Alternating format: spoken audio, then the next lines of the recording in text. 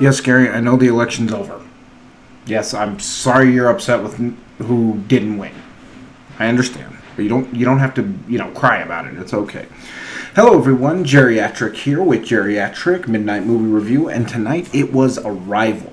Now, I'm in love with this movie. It is a thinking person's science fiction film talking about destiny, fate, and just a lot of great concepts.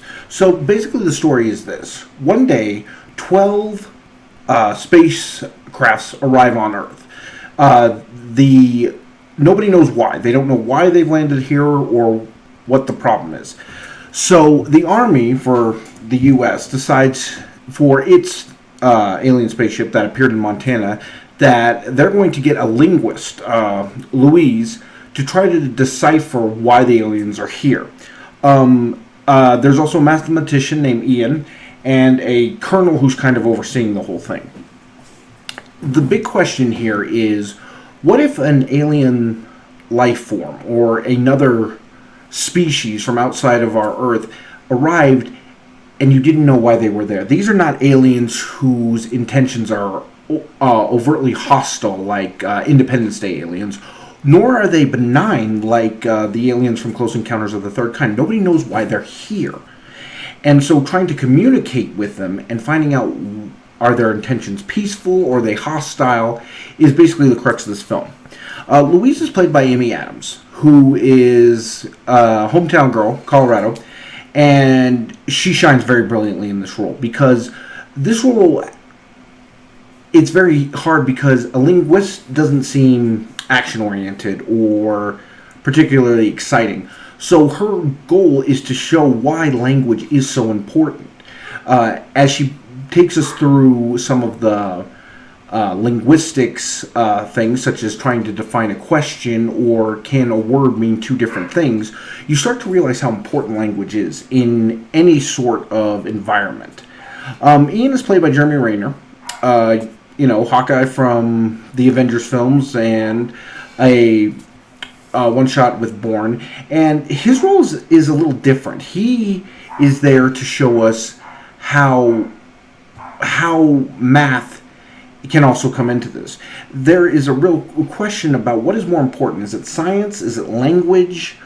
And how do you communicate with somebody? I mean, the theory has been advanced that if an advanced life form from another planet arrived, that math would be a universal language.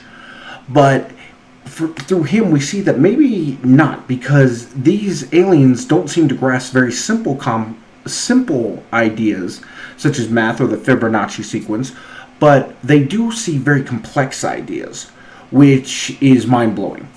Colonel Weber is played by the great Forrest Whitaker, whose role is important because he kind of gets everything rolling. He's the one who brings Louise to this to the site, but his role is basically to show that the governments of the world are very nervous about this because you have someone who has come in and has not declared their intentions, which can sometimes be even more scary than an over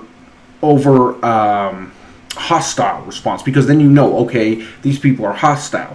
But Colonel Weber is faced with the task is, you are the first people to initiate contact with these life forms. And who knows, if one wrong move or one wrong gesture and war could be sparked. This movie really deals with a lot of themes about, as I said, destiny and what we as a people see and what we do. Very topical because of the election and the things that have been going on ever since then about how do we react to situations that we can't control. And there's a lot of thinking in this movie. This movie is very intelligent. It makes you question things and have you come to conclusions without spelling them out, which, as I've said before in other previews, I love. I love when a movie puts more faith in the audience.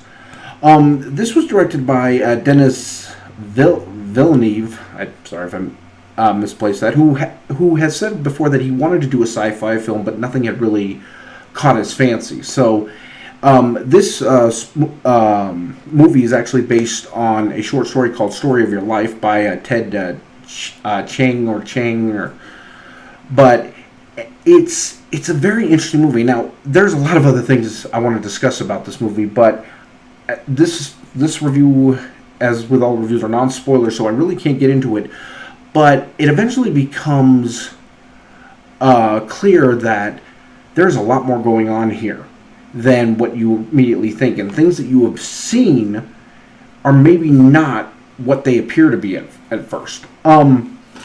This movie is also good about showing, I guess, the problems that governments have. When these 12 spaceships have landed in different countries, China, Sri Lanka, Sierra Leone, England, and it's very hard because while the American government is in contact with all these other governments, everybody's got their own kind of view about what they should do. And it's interesting because when certain phrases are uttered or a certain action is taken, it affects everyone, but everyone may not have the same response to it. And it becomes very suspenseful. Is the government going to do the right thing? Is one government's action affect everything else? And it's kind of a very good illustration about the global world we all live in now. So yeah, check it out. It is rated PG-13. For some language, some very thematic things. There is violence. It's a sort of a short sequence. But go see this movie if you want a intelligent movie about what happens when we are faced with the unknown and how do we react to that. And I think you'll really like it. So yeah, check it out. It's very thinking. As I said, I love this movie, and check it out because it will have you thinking after you come out of the theater. So this is Geriatric for Geriatric Midnight Movie Review, telling you if you're not going to the movies, then what are you doing with your life? No, I truly believe that there are other life forms out there. Yeah, I don't know if they're like the X-Files or, some other aliens, but I believe there's something else out there.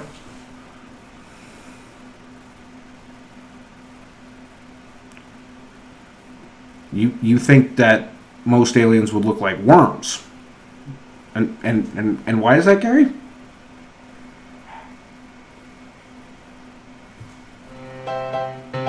That's a pretty good explanation.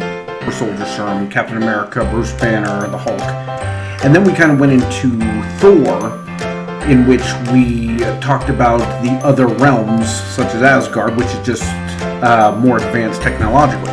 Then with Guardians of the Galaxy,